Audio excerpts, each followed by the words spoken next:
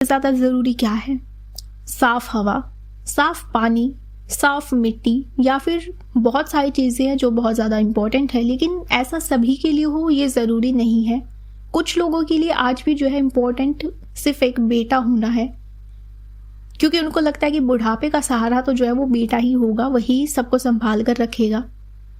हमारे लिए, आपके लिए बाकी सारी चीज़ें मायने हो सकती हैं, लेकिन कुछ लोगों के लिए आज भी एक बेटा ही इम्पोर्टेंट है। क्योंकि हरियाणा के ढाणी भोजराज गांव में संजय और उनकी वाइफ सुनीता को जो है वो बेटा हुआ है 19 साल बाद। पहली बार सुनने में ये ठीक लगता है कि हाँ बेटा हुआ है, लेकिन आपको पता चले कि 10 बेटियों के बाद हुआ है। तो 10 बेटियों के बाद जब बेटा पैदा होता है तो खुशी सिर्फ बच्चे की होती है नहीं, ये उनके लिए एक जेंडर की है, जो कि सबसे ज़्यादा इम्पोर्टेंट माना जाता है हमारे यहाँ। एंड सवाल ये भी नहीं है कि 11वां बच्चा जो है वो बेटा क्यों हुआ, सवाल ये है कि क्या 10 बेटियां जो थी वो कम थी।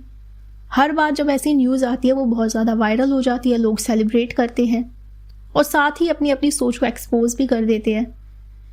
मतलब लोग सेलिब्रेट कर रहे हैं कि अरे देखो, कम से कम उन्होंने अपनी 10 बेटियों को जो है वो संभाल के रखा है, उन्होंने कोई कन्या भ्रूण हत्या नहीं की है।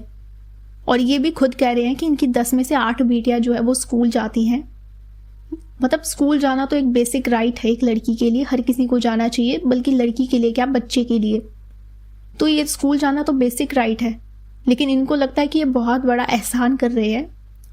आपने 10 मतलब यार 10 बेटियों के बाद भी बच्चा किया है, इससे ज़्यादा आपका माइंडसेट जो एक्सपोज हुआ है अभी, उससे ज़्यादा बेकार तो क्या ही हो सकता है कि इनको अभी भी एक बेटे की चाह थी। बेटे की चाह रखना गलत नहीं है, लेकिन उसके लिए लगातार बच्चे करते रहना, वो भी 10। एंड महिलाओं को जो है ना वो बहुत ज़्यादा प्रेशराइज भी किया जाता है बच्चे के लिए कि लड़का तो होना ही चाहिए। जिन कपल्स को सिर्फ बेटियां हैं या फिर ओनली 1 चाइल्ड है, वो भी एक गर्ल चाइल्ड है, वो जब बड़ी होती है तो क्या उनको कभी भाई की कमी महसूस होती है? या फिर जिनको सिर्फ 2 बच्चे होते हैं और वो भी सिर्फ लड़कियां, क्या उनको कभी भाई की कमी महसूस होती है? नहीं होती है। क्यों? क्योंकि उन्होंने कभी घर में वो चीज़ें फील ही नहीं की होती कि नहीं आज मेरा भाई होता तो कितना ज़रूरी होता। उनके पेरेंट्स ने कभी उनको जो है ये एहसास नहीं कराया है।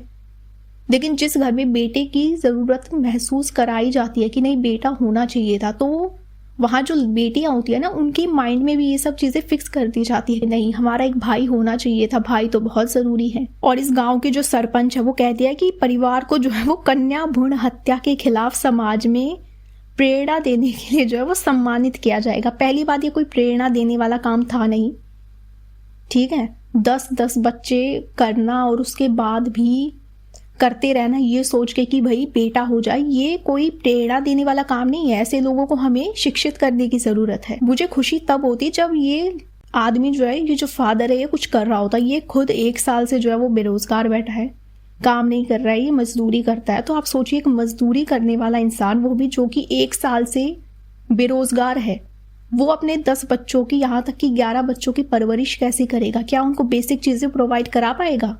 ये खुद 1 साल से बेरोजगार बैठा है। मैं तो ये सोचूं कि ऐसे लोगों का खर्चा कैसे निकलता है घर का भाई। ये लोग मतलब बच्चे करते रहते हैं, ये नहीं देखते हैं कि आज के टाइम पे ना साफ हवा मिल रही है लोगों को, पानी भी अच्छा नहीं मिल रहा है, खाने पीने में इतनी ज़्यादा मिलावट हो रही है। और जो न्यू जनरेशन है वो ये सोचती है कि हम लोग खुद ऐसे माहौल में रह रहे हैं, हम अपने बच्चों को ऐसे माहौल में नहीं रहने देंगे। इसलिए लोग, आने वाली जो जनरेशन है ना, वो बहुत कम बच्चे चाहती है। उनको ये रहता है कि 1 या 2 बच्चा ही बहुत है हमारे लिए। लेकिन ये जो प्रीवियस जनरेशन है ऐसी माइंडसेट वाली कि बेटा होना तो बहुत ज़रूरी है। और जो लोग कमा रहे हैं, जॉब कर रहे हैं, जो लोग टैक्स दे रहे हैं, उनका पैसा ऐसे लोगों पे लगता है। फिर सरकार ऐसे लोगों के लिए जो है बहुत ज़्यादा स्कीम चलाती है, इनके ऊपर, ऐसे लोगों के ऊपर जो है हमारे टैक्स का पैसा लगता है। हम लोगों को जो सुविधाएं मिलनी चाहिए वो पैसा जो है वो ऐसे लोगों के ऊपर लग जाता है। फिर मतलब मैं बार बार यही सोच रही थी कि 1 साल से ये बेरोजगार बैठा है, ये घर पे बैठा है, ये मजदूरी करता है, तो ये बेरोजगार बैठा है, उसके बाद भी इसमें ऐसे लोगों में इतनी ऑडेसिटी होती है कि एक और बच्चा करना चाहिए। मतलब इनके पास कोई बहुत बड़ा साम्राज्य होता है क्या, जिसका वंश आगे इनको बढ़ाना होता है कि नहीं बेटा तो चाहिए ही चाहिए वरना मेरा वंश खत्म हो जाएगा।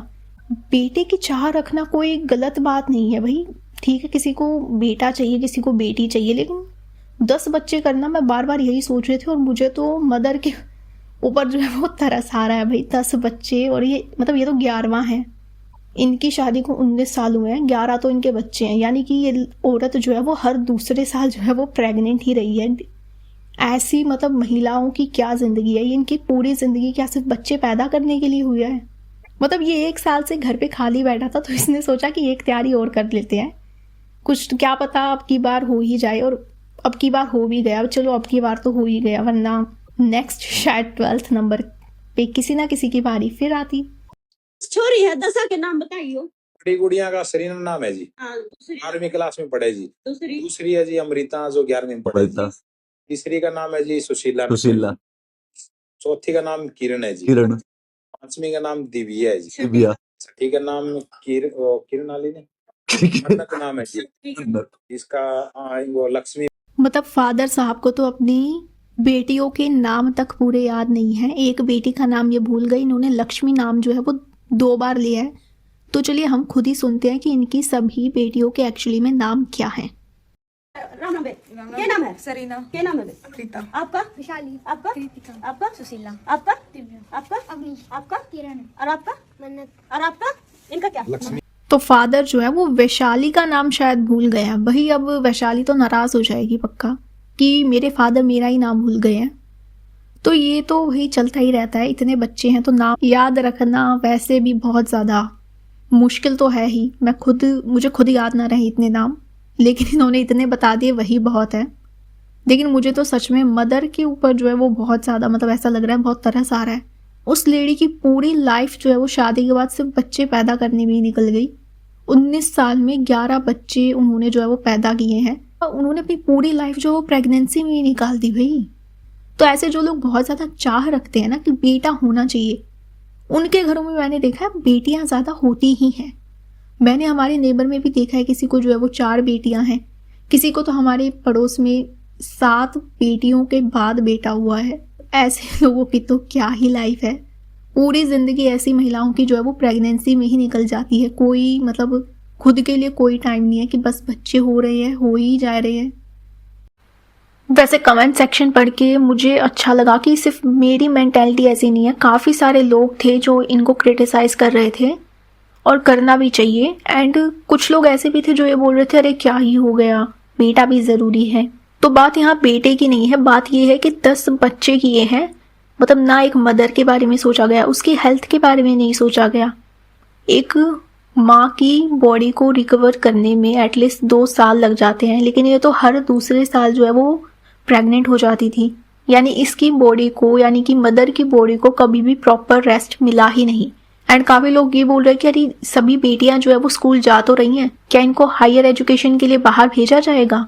नहीं, क्योंकि ये खुद 1 साल से बेरोजगार बैठा है, तो कैसे वो सारी चीज़ें इनको प्रोवाइड करा पाएगा? बिल्कुल भी नहीं करवा पाएगा।